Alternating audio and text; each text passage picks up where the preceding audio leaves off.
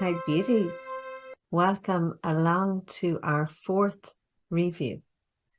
So this is going to be reviewing the last 10 lessons that we did and, diving into them with meditation, just giving them time, leaning into them, resting into them, and allowing ourselves to fully absorb them.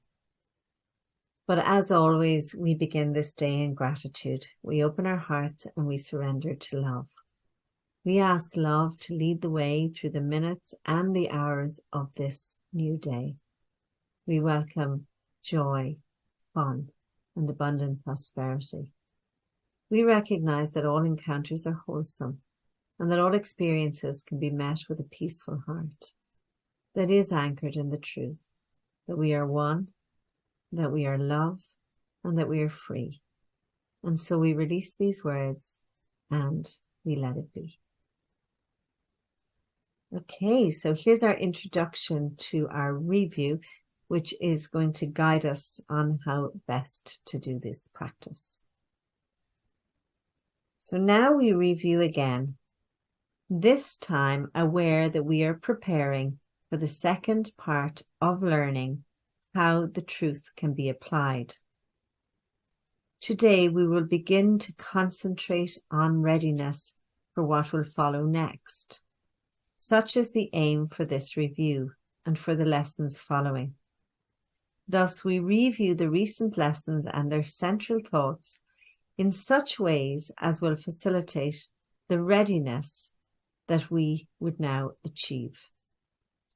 There is a central theme that unifies each step in the review we undertake, which can be simply stated in these words. My mind holds only what I think with God. So only what you think with love is what is true and what is real. That is a fact and represents the truth of what you are and what your Creator is. It is this thought by which the Creator gave creation to the child, establishing child as co-creator with God's self. It is this thought that fully guarantees salvation to the child or freedom to the child. For in the child's mind, no thoughts can dwell except those its creator shares. So everything else are just shadows passing over the mind. Lack of forgiveness blocks this thought from its awareness, yet it is forever true. So it's there, it's always true, and what we were wanting is the gnosis of it. We want to know this in our bones. We want to know this in every fiber of our being and not be in any doubt of it.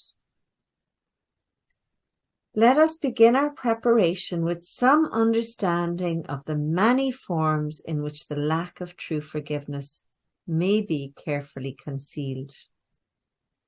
Because they are illusions, they are not perceived to be what they are. Defenses that protect your unforgiving thoughts from being seen and recognized. Their purpose is to show you something else and hold correction off through self-deceptions made to take correction's place. So basically, we can very easily kid ourselves and we can very easily come up with justifications as to why we do not need to forgive ourselves or to forgive others. And yet, your mind holds only what you think with God. Your self-deceptions cannot take the place of truth. No more than can a child who throws a stick into the ocean change the comings and the goings of the tides, the warming of the water by the sun, and the silver of the moon on it by night. So do we start each practice period in this review with readying our minds to understand the lessons that we read and see the meaning that they offer us. Begin each day with time devoted to the preparation of your mind to learn what each idea you will review that day can offer you in freedom and in peace. Open your mind and clear it of all thoughts that would deceive, and let this thought alone engage it fully and remove the rest. My mind holds only what I think with love. 5 minutes with this thought will be enough to set the day along the lines which God appointed, and to place love's mind in charge of all the thoughts you will receive that day. They will not come from you alone, for they will be shared with love. And so each one will bring the message of God's love to you, returning messages of yours to God. So there'll be this beautiful superhighway of messages passing back and forth. And so will communion with the God of heaven be yours, as God has willed it be. So we will know our oneness through communion with God. And as God's own completion joins with God, so will God join with you, who are complete, as you unite with God and God with you. After your preparation, merely read each of the 2 ideas assigned to you to be reviewed that day. Then close your eyes and say them slowly to yourself. There is no hurry now, for you are using time for its intended purpose. Let each word shine with the meaning God has given it, as it was given to you through God's voice. Let each idea which you review that day give you the gift that God has laid in it for you to have. And we will use no format for our practicing but this. Each hour of the day, bring your mind to the thought with which the day began, and spend a quiet moment with it. Then repeat the 2 ideas you practice for the day unhurriedly, with time enough to see the gifts that they contain for you, and let them be received where they were meant to be. We add no other thoughts, but let these be the messages they are. We need no more than this to give us happiness and rest and endless quiet and perfect certainty. And all our Creator wills that we receive as the inheritance we have of it. Each day of practicing as we review, we close as we began, repeating first the thought that made the day a special time of blessing and of happiness for us. And through our faithfulness restored the world from darkness to light, from grief to joy, from pain to peace, from sin to holiness. God offers thanks to you who practice thus and keeping of God's word.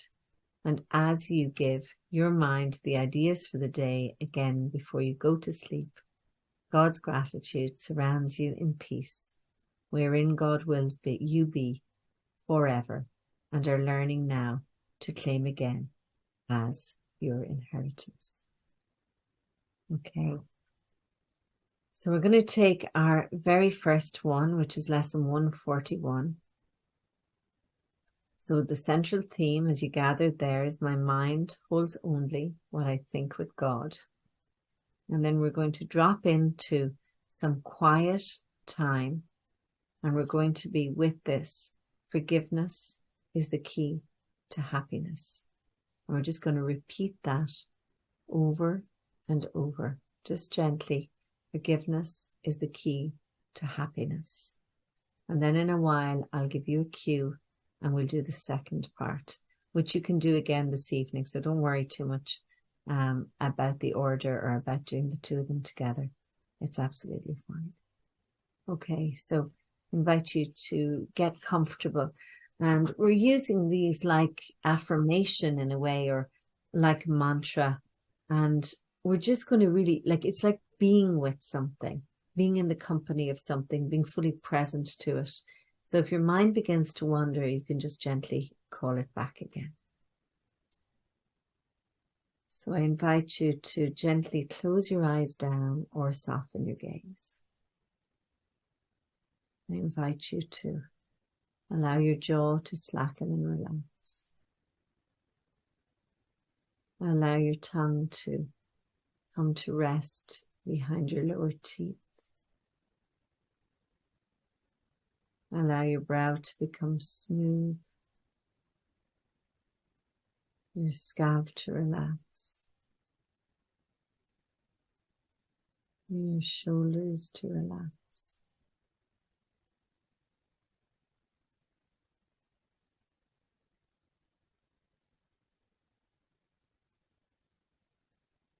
And being open to the knowing that your mind holds only what you think with God.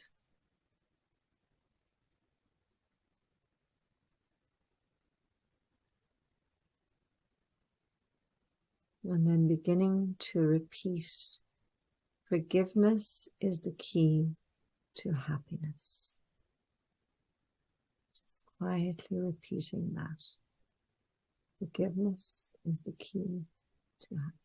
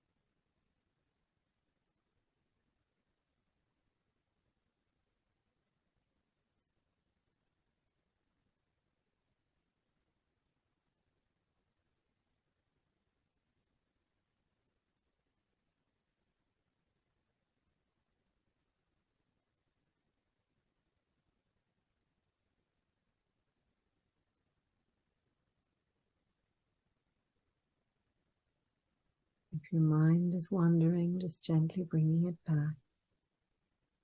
And we'll switch to forgiveness offers everything I want. Forgiveness offers everything I want.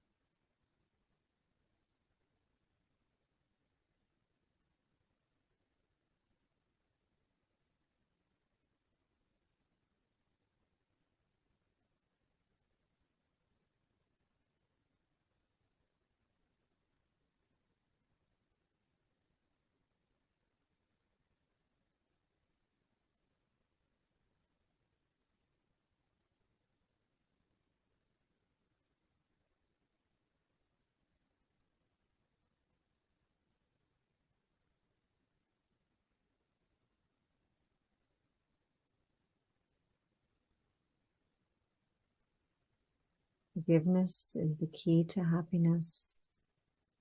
Forgiveness offers everything I want.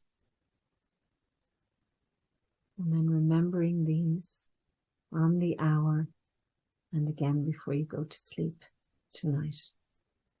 And you can schedule in a slightly shorter time for the lessons for the next 9 days or so, where we'll be taking them into meditation, but a lot of the long wordiness is aside for now, or put aside for now. And we'll be practicing just as we did today. So from my heart to yours, have a wonderful day and have lots of fun.